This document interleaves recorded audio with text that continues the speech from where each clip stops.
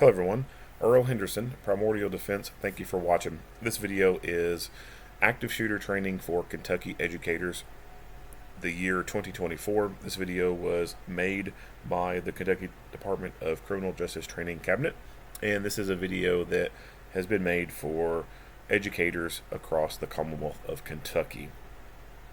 Without further ado, here we go.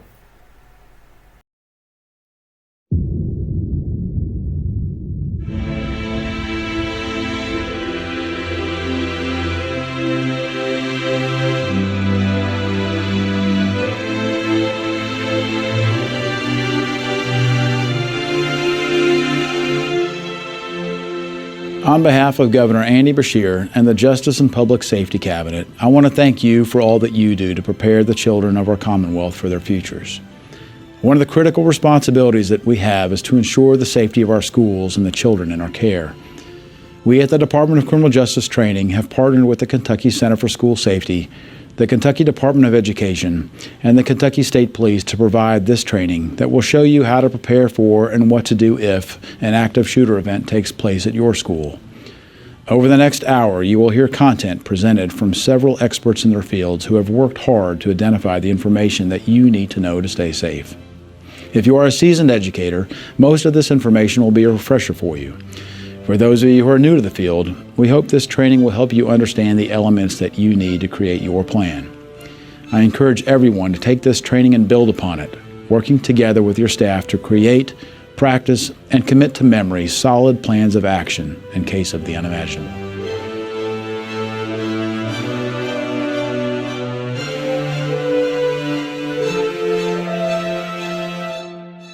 The School Safety and Resiliency Act was passed in 2019 and the Senate Bill 8 was passed in 2020. Both of those laws are directly related to safety and security in schools. The School Safety and Resiliency Act is a very well-rounded bill that includes not only access control and hardware, but also directly dealing with students' mental and physical well-being within schools. This video was to talk about response to active shooter. The School Safety and Resiliency Act is not an active shooter bill. That's just one very small part of it. There are several things within the bill that are not only to teach us how to respond to an active shooter, but also to recognize people that may become an active shooter. We need to recognize, our kids' mental well-being, physical well-being, and there's several things in the bill for that. This particular video, though, is to talk about response to an active shooter. The first thing that we want to talk about in response to the active shooter are the mandates that are set forth for the security of our buildings. We call that access control. Following those access control mandates can assist us in response to an active shooter. The first thing is we've got to keep that active shooter out of our building. We look at it as a layered approach, and I think a lot of people don't understand why we ask, or should I say mandate, to have certain doors closed or check-in processes, but you've got to think of your school as a layered approach. The exterior doors, making sure those are locked. That's the first layer of security. Having an entrance where everybody goes in the same entrance and you have to do a check-in process. You have electronic locking door. We don't let anybody in until we know why they're there. Once we're there, we find out who they are, and we give them a pass before we even let them in with their students. And then that last layer of protection, most importantly, is the interior doors closed and locked during instructional time. Been all around the United States, and everybody agrees the same thing, is the safest place for our students or staff are behind a locked door.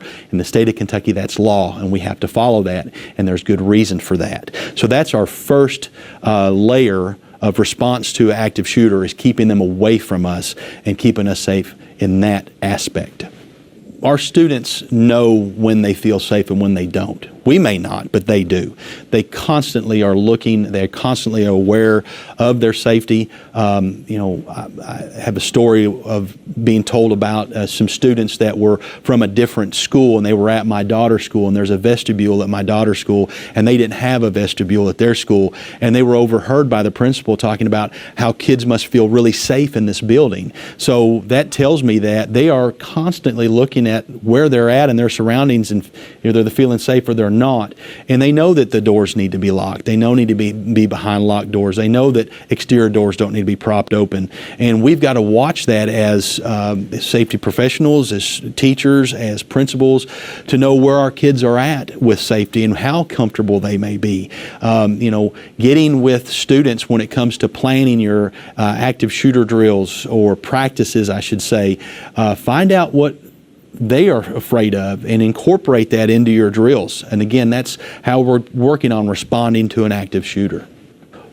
By law, the School Safety and Resiliency Act requires that you watch response to an active shooter drill, or should I say response to an active shooter video that's an hour long every year. That's the video you're watching right now. You are not going to learn everything that you need to know about active shooter or response to active shooter in an hour. What this video will do will spark conversation on how to respond to an active shooter within your own building. Not only your own building, but other buildings that you may be in. But you have to sit down as a group and you have to discuss what we're going to do.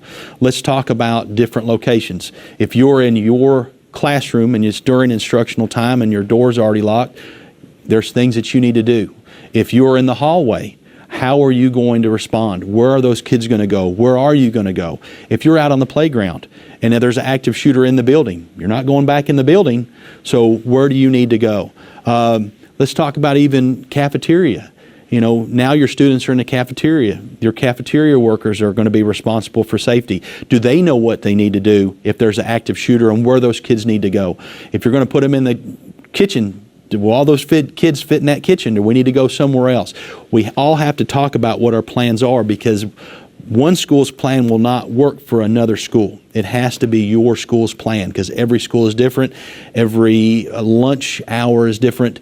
You have to make sure that your plans are in place, because when stress hits, you will go back to what you've planned. If you haven't planned anything, your brain will not know where to go. So you have to have those plans. I know bus drivers appreciate them so much. They're the first people that see kids every day. They're the first person, the kid, when they get on the bus, that's the first adult interaction. When we talk about response to active shooter, if a kid's not feeling good or is upset or there's something wrong, that bus driver is going to know. That bus driver needs to, get that out to the schools and say, I don't think so-and-so is feeling good today or not, because you're the first response. But you also need to know what to do if you do have an active shooter. Let's say you have an active shooter in your school and there's a lockdown. Or what if there's a situation where you have a lockdown at your school, you have a bus full of kids? You're not going to want to drop those kids off to a school that has a lockdown. What's your plan? Are you going to go to another school?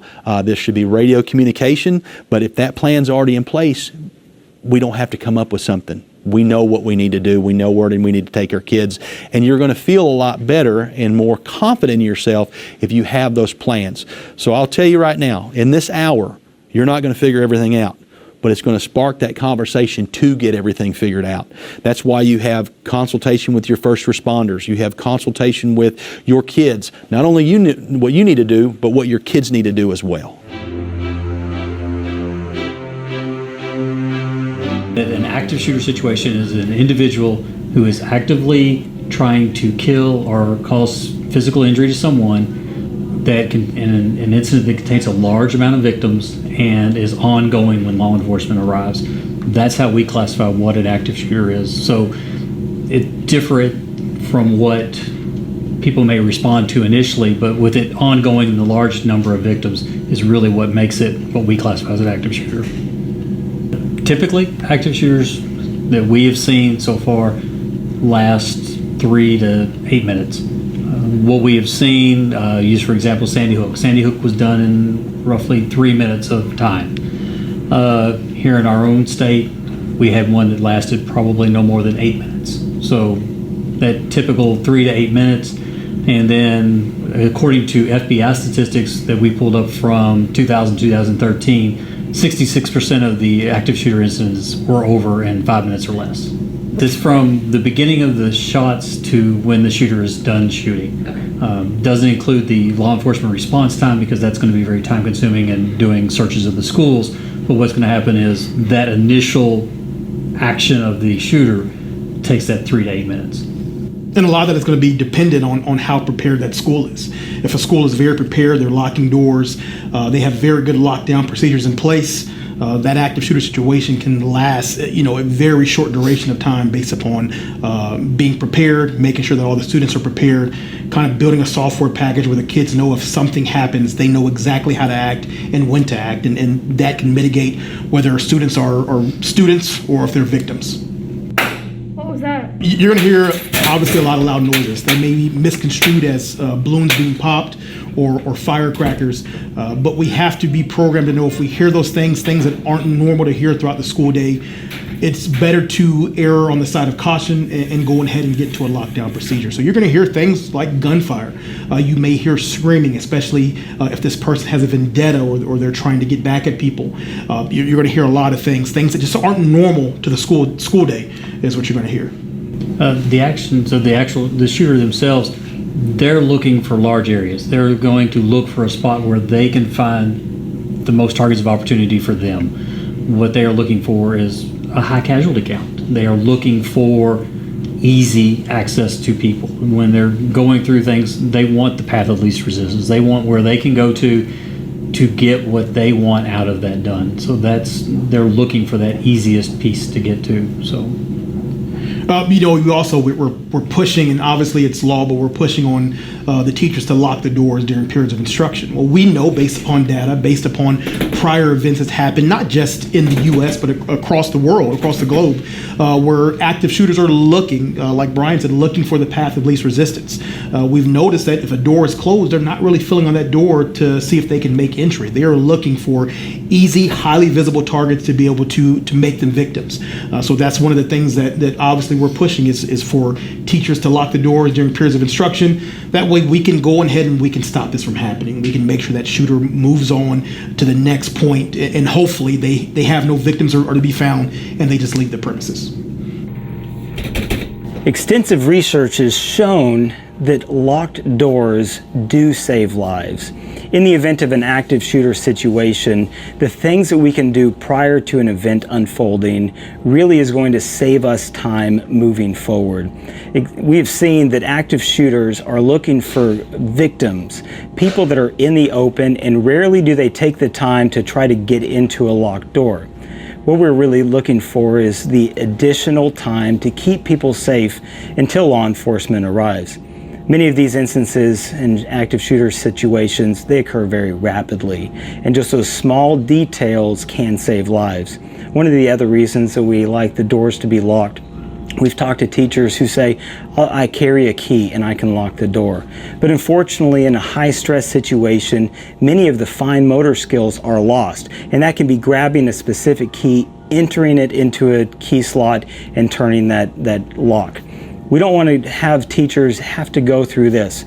So as you can imagine, fine motor skills versus major motor skills is what we're looking for. And if you can keep that door locked, you can keep your students safe.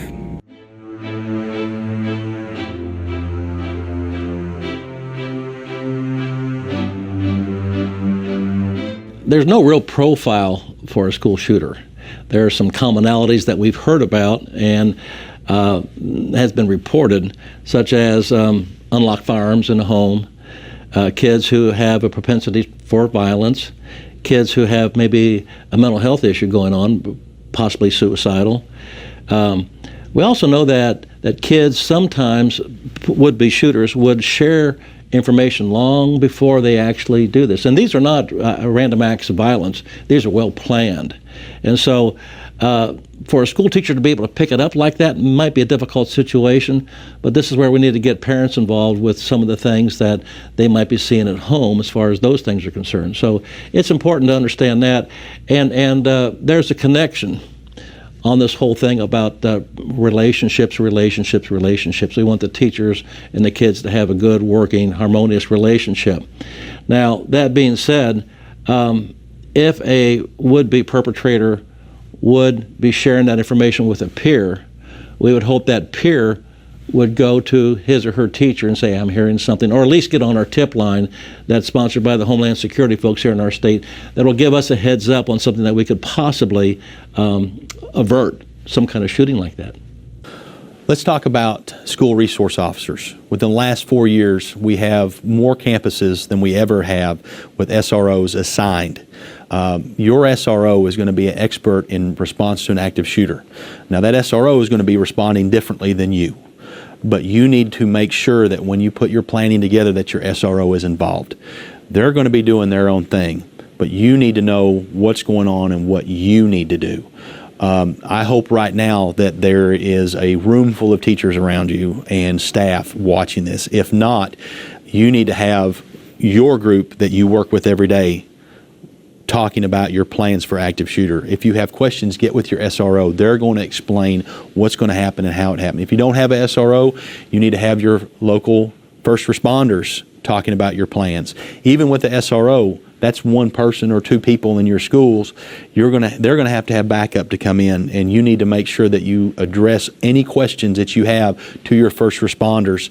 And there is no stupid question. Ask them. If you're fearful of something, if you have questions about it, we need to get those questions out right now as a plan before something happens. We hope it never does, but we have to have that plan in place. But remember, lean on your SRO. That's why they're there. They're there as a counselor. They're there as a mentor. They're there as a teacher. But first and foremost, they're there as a protector, and they are your response to an active shooter, your first response to an active shooter. One of the most critical things for teachers and administrators and anybody who's on the school grounds on a regular basis in the care of children is having a plan. And we talked about that last year in the video. We can't emphasize that enough.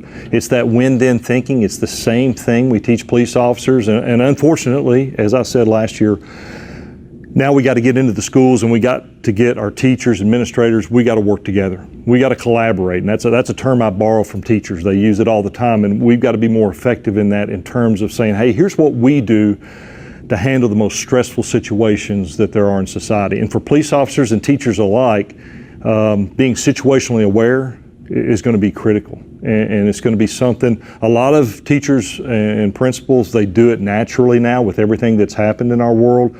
But I think now more than ever is just having that plan. Coming into the school from different exits and entryways, and knowing, you know, if you're in the lunchroom, if you're on the playground, if you're on the athletic field, knowing those areas very well and knowing that if something happens at that particular point, when you hear those sounds, gunfire, and a lot of people, I can't emphasize enough, and I think if most of the teachers or anybody looks back over the course of our history that this has been happening, people will say, was that balloons? Was that gunfire? Because it's hard for us to truly get in our heads that this is actually happening here. Well, while you're doing that, those are precious seconds. So they happen very quickly, but when you're in that time frame, when the world's crashing down around you and you're seeing things that you never should have seen in the first place, that's going to seem like an eternity. So when we talk about having a plan, it's critical that, you know, for police officers, for teachers, to have that plan in terms of knowing what to do with these students, how to do it, to even think outside the box depending upon the environment that they're in.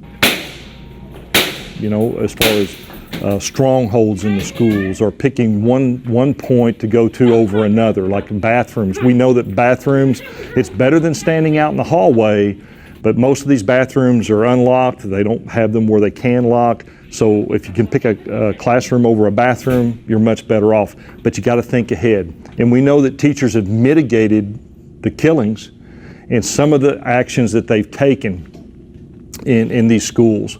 And in one of the FBI studies, they talked about, they made the comment about active shooting situations, and they talked about the active part of it. And they made a really good statement, and I think it's worth repeating here.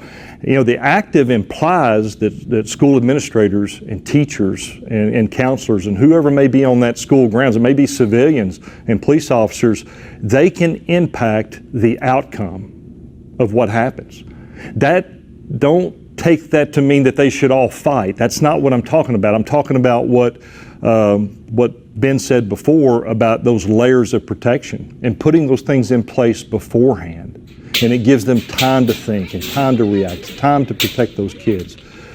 I can't stress it enough. It's situational awareness. It's knowing where you are, you know, anytime, or being aware of where you are, let me restate that, being aware of where you are anytime you're in that building, especially in those areas, those common areas where kids are gathering in the morning or the afternoons. We know from studies that a lot of times that's when these shootings occur. And I think that's one of the toughest places to be. So teachers have to be much more proactive, much more deliberate about thinking, hey, if this breaks loose, I'm going to grab as many kids as I can and we're going here. We're getting out of the line of fire. In one school over in Scotland, the killer entered the school through an unlocked door.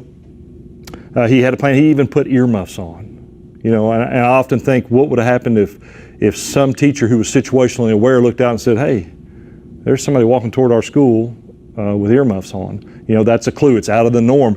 That's what I'm talking about in terms of situationally aware. But so to get back to my point, he gets back inside that these kindergarten students are being escorted to the gym by their teacher. And one of the things they did, they just dropped down. You know, so he starts shooting and they just dropped down. There was no plan because nobody had ever thought, this was back in, I think, 1996, nobody really thought about these things happening in a school. So they just dropped down to the floor. They did what human beings do naturally without any training. That's that orientation behavior. We actually turn toward the threat and we crouch. And you'll see that in explosions and things like that happen out in society. And we almost got to retrain ourselves to move first, get some cover, and ask questions later. And that's more like the animal kingdom. You know, if you ever watched a cat, if something happens, you see a cat that's scared, that cat jumps first, runs, and then you'll see him peek back around. That's, you know, that's the world's perfect predator there. But human beings were not hardwired like that. So we got to teach ourselves to act differently under these circumstances.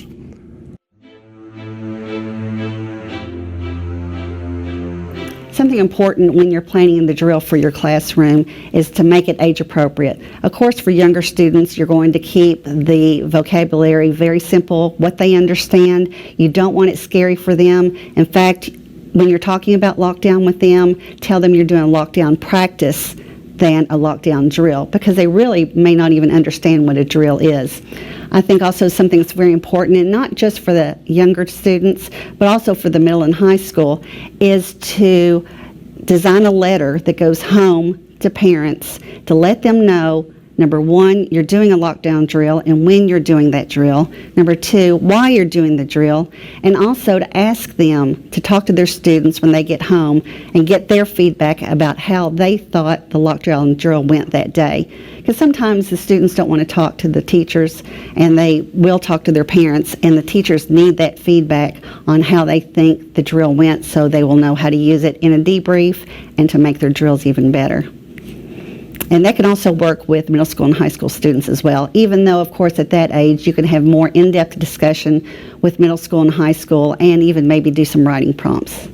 And by law, you know that 2 lockdown drills are supposed to be performed in the school year. One the first 30 days of school and one in January. And of course, you're not held to doing just those 2. You can do more. I always suggest do them as often as you feel comfortable doing the drills.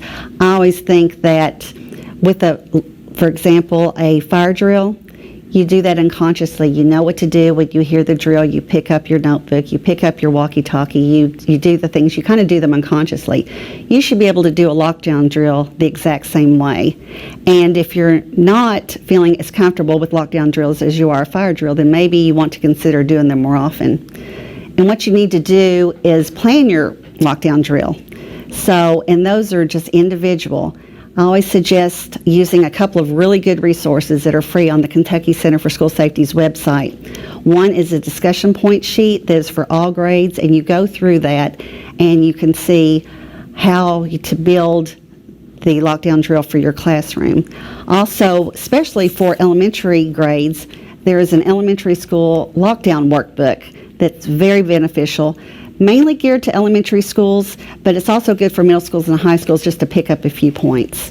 I think one of the most important things you do when you're building that is to collaborate with other teachers and other administrators, and with your school resource officer, your Safe Schools coordinator, and other first responders to get that drill right for your classroom. When you're designing your lockdown drills, of course, it's always important to take into consideration your special needs population, whether it be physical disabled students or mentally disabled students, or it could be just a student that is highly sensitized to trauma or who has experienced some trauma in the past. Those things need to be looked at, and you need a plan for those. And you may have a bunch of individual little components in your plan that deal with those students, because not all classrooms are alike, not all students are alike, and it's really important that we individualize those plans for those students. And also important to remember is making sure that if you have a sub in your class, that they have that information as well, because it's going to be nerve-wracking enough if a sub is in your room and they actually call a lockdown, much less do a drill. It's good to give them as much information as you possibly can. There's always strength in numbers, and when you're planning your drills, it's good to talk to other teachers. Get together with your other pods, your other grade levels, your other departments, and talk about different scenarios and how you're going to do things. Also keep in mind, as I said earlier, about subs, making sure subs have that information.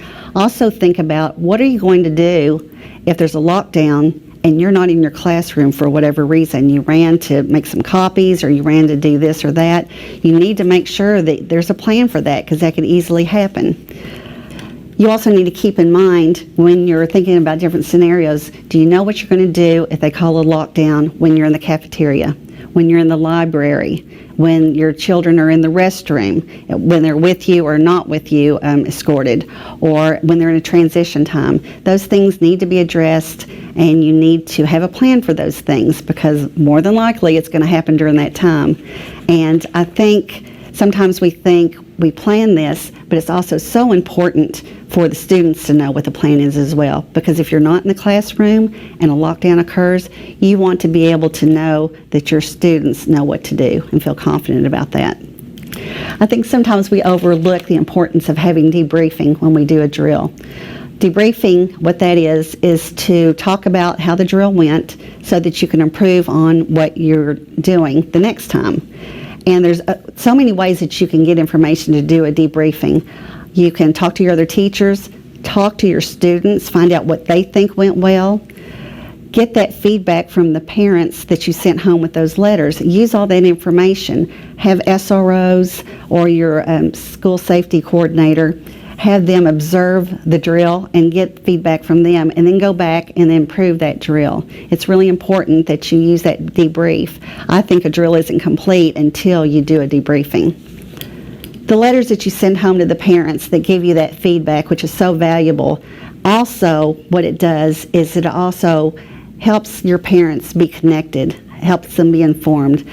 Believe me, they're very scared about doing lockdown drills and if a lockdown happens in their school. So the more that you can involve them, the more comfortable they're going to feel and the more trusting they are of you having their children throughout the day. Something we really don't talk about a lot is teachers projecting calm when a situation happens in the school.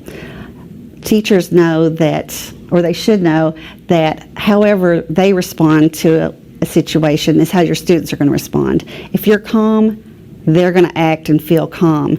If you're hysterical and frightened, they're going to be scared. So it's really important that we try to be calm as we can. And you wonder, well, how can we be calm during a lockdown? You know, when we're going through all these things, when we're barricading the doors, when we're doing all these things. The only thing I can suggest that might help is to make sure that you do your drills and you do them often enough that you feel comfortable with them. Because when a lockdown occurs, fight or flight's going to kick in, and you're not going to have the cognitive awareness to go through, okay, this step I do this step I do this. It needs to be almost second nature. Like right now, if there was a fire drill, we kind of know what to do. We've done it so many times, we do it once a month. But with lockdown drills, we don't feel as comfortable. So if you don't feel as comfortable with a lockdown drill as you would do a fire drill, maybe you need to do a few more just to feel that comfortable. So we never want to talk to students about active shooter drills. That's only for staff. So with students, regardless of their developmental stage, grade they're in, we always want to put this in the context of a lockdown drill. So in case of any type of emergency. So as similar as we practice for tornadoes and fire drills, we want to practice lockdown drills for any type of emergency. And so doing this with regular practice, very clear communication, the practice over time will help give them a sense of confidence and support them in terms of not feeling the extreme anxiety that some students feel when we talk about, very difficult and scary things, and particularly for the younger students, but also middle and high school students. Based on their experience, the communities they live in, these things can, be very scary and induce some traumatic stress. So I think it's really important that we make sure that we are talking with the students in terms of we're practicing for emergencies. And I think also, regardless of age, regardless of grade, that the teacher is always communicating their job is to help keep the students safe. And all of this happens in the context of a relationship that has hopefully already been established. With all content, it's so critical that we have cultures that allow for vulnerability, for people to share their fears, and because that's a critical part of the plan, that people are able to process this. And again, I think having the law enforcement involved in the planning, that can cultivate a sense of calm and security. And absolutely having the mental health professionals, the counselors, involved in the process is going to be really key.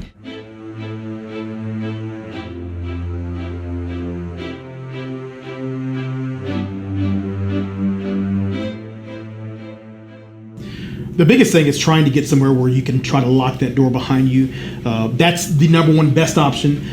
If you can't get there, at least get out of sight. Get somewhere that you can hide, and you would somebody would really have to look for you to find you. But one of the things that I've seen being in schools is a lot of teachers leave their doors open during planning periods. With that, the door being open, if something does happen, those students, other teachers, other faculty members have another place they can escape to, be able to close that door and be behind a locked door, which is great. If they're maybe stuck in a bathroom, if that door is lockable, close that door and lock the door behind you. If you are stuck in a bathroom and you can't lock the door, even getting into a stall, standing up on a toilet and locking the door, those are all options you have. But the number one option is obviously getting into a room, has a lockable door, being able to put down the shade over the window, get into the blind corner, and be able to wait and be silent. That will be the number one option. But within each school is going to have different options for them to be able to go into. The biggest thing is having those options already prepared prior to. For us in law enforcement, one of the things we do is we do crisis rehearsal. If this happens, I'm going to do this. If this happens, I'm going to do that. So look around your school. Hey, if I'm here, I can go here. If I'm here, I can go here, and constantly write that software package of knowing if something goes wrong, I know I have this as plan A and this is plan B, and so on and so forth. The only thing I'll add to that is part of that software package is if the teacher isn't planning and they hear something, simply go look. I'm not saying go search the school. I'm not saying, leave your hallway, but simply, maybe look out into the hallway and see if there is somebody out there that needs guidance in where they need to go. As we know, again, under stress, people kind of do some things that they wouldn't typically do in a normal everyday environment. And depending upon the school and the age frame of who's involved, you may need to give them physical guidance. You may take them by the hand and lead them in there, or if it's an older school, or older children in the school, then they know where they need to go. But having that adult presence or that teacher presence in the hallway may simply give them a little bit extra guidance on where they go and realize, hey, I can get in this room and it can be safe. The biggest thing is trying to get out of sight. Whether you're hiding, and then if you can hide and move to a different position. One of the things that we push in law enforcement is looking for a better point of cover. When I say cover, that means something that's going to protect me from becoming a victim or a casualty. With that, if you're on a playground, if you're on a football field, it may just be going back to the run, hide, fight scenario. You running as far and fast as you can to an area where you can hide, and then hopefully you can move to a different area and eventually bound to a point where you can get behind a locked door. But in those scenarios, we know that there's not many advantages for the folks who are on the different end of this thing. But the biggest thing is trying to get out of sight. If we can get out of sight as fast as possible and hide, hopefully we can come out this thing a little bit better. When you're thinking about buses, the biggest thing you always want to do is have a plan of action, whether it's how to exit the bus, and where we're going to go. Thinking as far as a bus driver, the biggest thing that you can do is just be very aware, be very vigilant in what's going on around you, your surroundings, things of that nature, and then having a plan in place. A lot of times we call it crisis rehearsal. If this happens, I am going to do this. And then also having the folks that, that you're under the, power of taking care of, having them aware of, hey, if this happens, we're going to have this plan, and making sure that it's clear and concise. But in regards to bus safety, it's just having a plan in place and knowing with the bus being mobile and going to different areas that we have to have plans in almost every spot. Thinking about bus stops, hey, if it happens at this bus stop, I know for a fact I can go to this house or I can go to this building. We can get all the kids off. Maybe it'd be better for me to just continue driving the bus forward. Just having a plan in place that's going to have more pros than cons. But when you think about, large outdoor areas, think about, football games on Friday nights, or maybe working, an after-school fair, all of those things, there is, the unfortunate fact in our society, there's a propensity of things, that could occur during these events. Just having a plan in place. And not just the school administrators or the teachers who work there, the participants as well, need to be very cognizant and aware of, where they could go or where they should go if something arises. And I can think of, the cafeteria at my kids' school. It's a pretty, elementary standard cafeteria. Very open, very big. There's no walls in between, but my kids know, hey, if something happens, this is where we're going. We're going to go back towards the kitchen, and we're going to close the doors behind us, alongside of trying to get other people in there with us. With that being said, the workers in those facilities need to know what they need to do on their end. If something happens, cafeteria workers need to know they need to be shuffling and funneling kids into the kitchen area, whether there's a back door in the kitchen area, maybe a loading dock that they can get and continue to exit kids out. With that, you're going to have to figure that out. I don't think there's any black and white answer for that. But if you look around your cafeteria, look around your gym or your library, and you see, hey, there's a very hard wall here. When I say hard wall, I'm saying a hard structure that I could hide behind. There are enclosed spaces where I can get inside or put kids inside. All of those things need to be explored. For this one, we got to think outside of the box. And a lot of times, if we don't think outside of the box, it could cost us lives. So you think about a hard quarter, you think about a classroom. And, if you think about this, if I opened the door to this classroom and I stood within the threshold of that door, there are more than likely, depending on how the room is laid out, there's going to be one corner of the room that I'm not going to be able to see. So if we look at a room that, is fed through from the corner of the room, there's a very likely chance that I could see 2 corners right on top of the corner that I'm in, but there's a third corner or fourth corner there that I'm not going to be able to see in. We refer to that as the hard corner, and that's a place that we could put people in where they're out of sight, they're not visible. In regards to our, school and safety resiliency and all the things that we have in place, having those doors closed, if someone is looking, maybe, the window is it's not unobstructed or it's not obstructed, we can see through that window. If someone looked in, can they see in this deep corner here? So thinking about if I'm in a room, and somebody's, in the doorway, what part of this room can I stand in? What corner can I stand in and get a lot of kids or a lot of people in this corner to where we cannot be seen? So, the hard corner is a very, very viable tool. It's a very viable tactic in regards of staying hidden and staying out of sight, said if something bad happens within those spaces. As a dad, and especially being in this line of work, the unfortunate truth is, especially as a law enforcement officer, you see a lot of bad in the world. With that being said, it's, I feel like it's my job as a father to prepare my kids for the just in case. It's kind of, our own internal insurance policy there.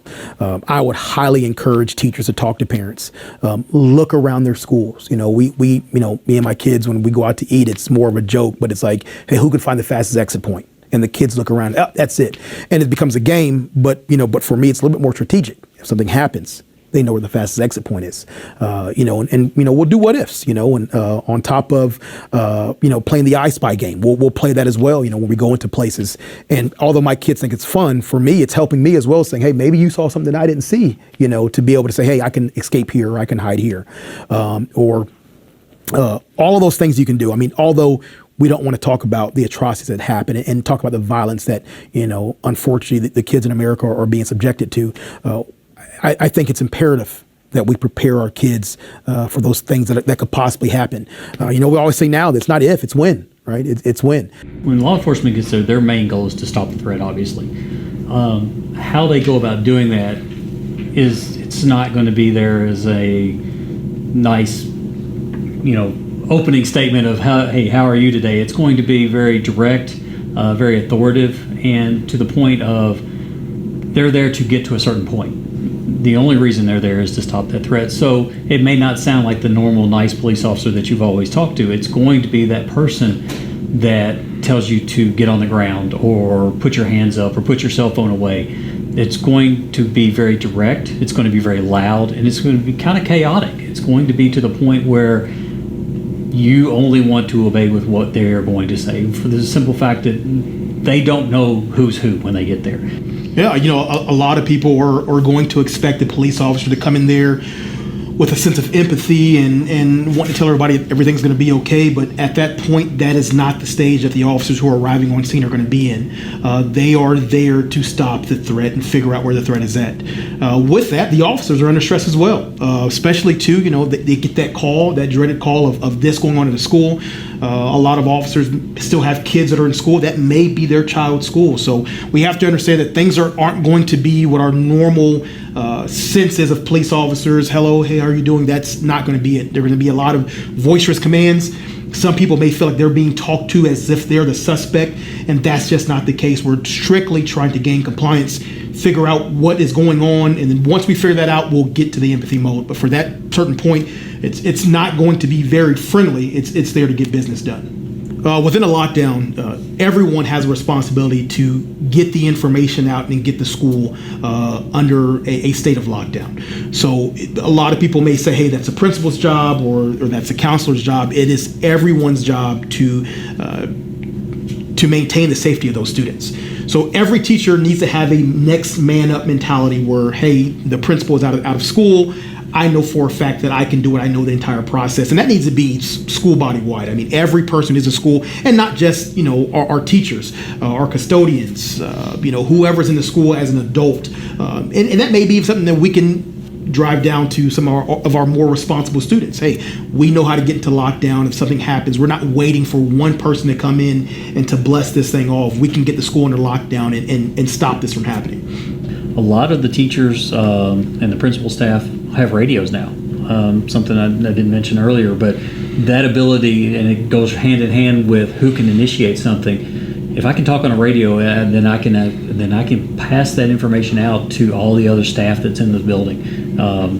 That gives the opportunity to where maybe not one person there. It empowers everybody. And again, it goes back to the pre-planning. Who can do it? Who can do this? Make it as part of your faculty training. Everybody has to do it, and everybody get a turn at doing it in your drills, so that you don't have the same voice over and over trying to do something, that you don't get used to that and to start getting used to that voice and saying, I've heard that voice 100 times. No, let's get somebody's voice that's different, maybe a different tone inflection, different stress level, something that's going to be a little different that catches that person's ear and gives them that ability to initiate that.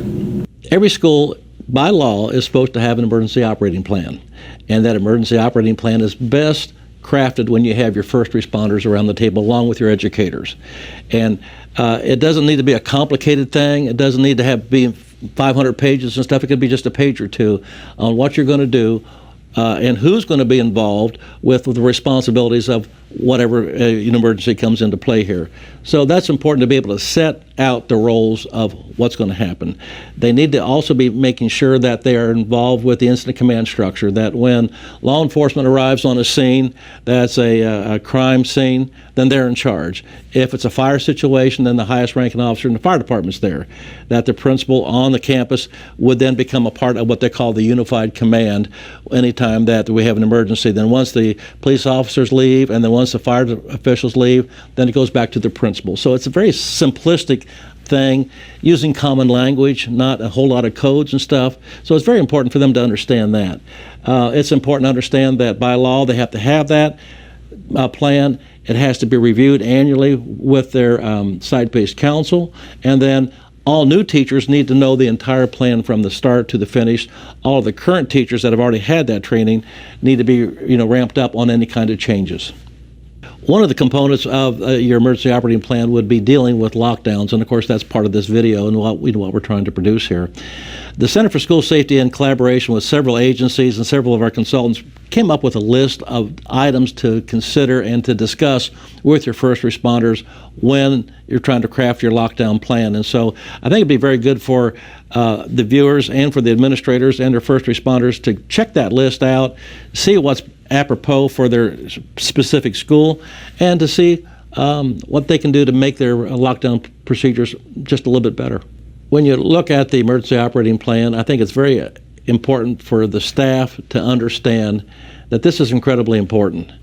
That chances are they're not going to have a major emergency, but when they do, they need to be very well prepared, and not to look at this emergency management plan as being some kind of compliance. It needs to be a commitment to doing things right, to practicing their drills right, to making sure that the teachers convey to the kids that this is serious business here. Be it a fire drill, be it an earthquake drill, be it a severe weather drill, or be it a lockdown drill. They need to take these things seriously, and then it becomes, the more often that they do these drills, the more it becomes second nature. And when it's second nature, then you can really stop the loss of life or injuries by being able to do things the right way the first time. One of the things that I think we've been trying to do for years here at the center, and I've been here for 19 years, we're trying to be a one-stop shop for them. You make the call here for us, and we will help you with whatever it is. Now, when we're talking about emergency operating plans, we have really tremendous consultants that work with us that are trained in just about every facet of emergency management, either if it's prevention, mitigation, if it's preparation, if it's response, if it's recovery. We've got it all, and all the schools need to do is call our office, and I will assign somebody to work with the school if they want us to review their plans, if they want us to help them create the plans, and really help them out with that. In response to active shooter situations, several years ago, the Kentucky State Police developed a program called the Safe Schools Program, during which we have a 3-hour training. We offer a 3-hour training as part of a professional development for teachers, school administrators, and staff. It is our job, and we find it's our responsibility to make sure that our teachers are equipped with the proper information and experiences to keep our students safe. Oftentimes we look at it and we sit back and we don't rise to the level of our expectations. Unfortunately, we fall to the level of our training. And with that in mind, we've developed a very a situation-based approach. We have a PowerPoint presentation that talks about the history of active shooter incidents and how to survive those. We don't just stop there, though. We move on and we actually put people through situational-based learning.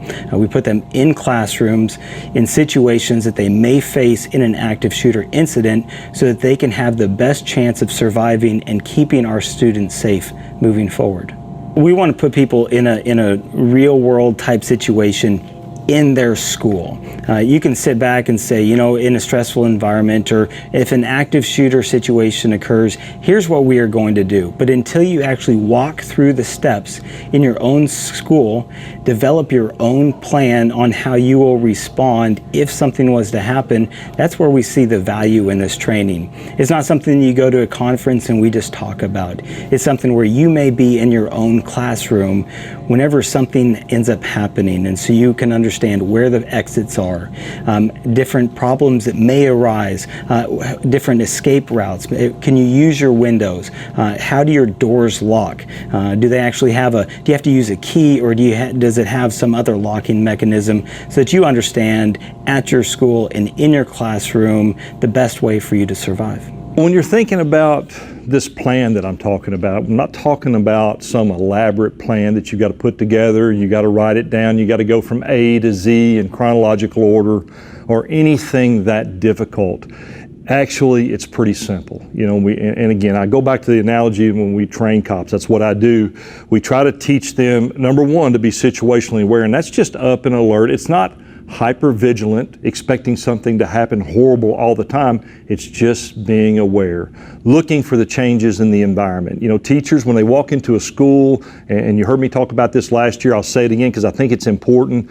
They see what the norm looks like. It's just like when you go to Walmart or you go to the mall or you go to the movie theater, there's an ebb and there's a flow of human beings. And there's certain things they're doing, there's certain things they're not doing. And most human beings are pretty good at picking up on the changes. So what I'm talking about, when you come to school, there's a baseline behavior in students and teachers. But for teachers, the first part of the plan is to trust your instincts. When you just to be, oh, you know what, when I see something that's out of place, I'm going to be deliberate about paying attention to it. I'm going to be inquisitive. I'm going to ask questions. It's things as simple as that sometimes that can stop these things, and you know, putting your attention where it needs to be. On the other part of the plan, are the plans that you have. It's what you do when you get out of the car. How do you walk to the school? Are you on your phone? Are you texting and trying to catch up with things and all the stuff we all do between your car and the school? If you're on monitoring duty, are you on your phone? Are you talking to a colleague? These are things we love to do, especially if you're like me. I love people, you love talking to people, and we can get distracted from the things we need to do. And part of the plan is being delivered about saying, hey, you know what, when I'm here, when I get to this school, I need to have my head up, I need to be paying attention to what's going on in the parking lot, and I need to be very deliberate about if I'm on duty and I'm at that, if I'm stationed at an entrance, I'm just paying attention. That's a plan. I'm looking for, you know, that stick in the mud, so to speak. You know, I had some training about the Secret Service years ago, and they talked about how they looked at crowds during presidential details, and they said it's pretty easy. You know, you think about the ocean, you think about the tide rolling in and rolling out, and all we're looking for is the stick in the sand. And most people, if they understand that, they've got to hone in onto that, pay attention to it, take action. The other parts of making a plan is that when-then thinking. If I'm in the classroom and crisis rehearsal, if you will, we teach officers, if I'm in the classroom and I think about it from time to time, hey, if I heard gunshots right now, what would I do? Right now, I'm in class and I'm teaching, well, we've trained you what to do. Shut that door, get those kids in a corner, everybody's quiet, you pull that shade, and you wait for help. But that's a plan, as simple as it is. As simple as it sounds.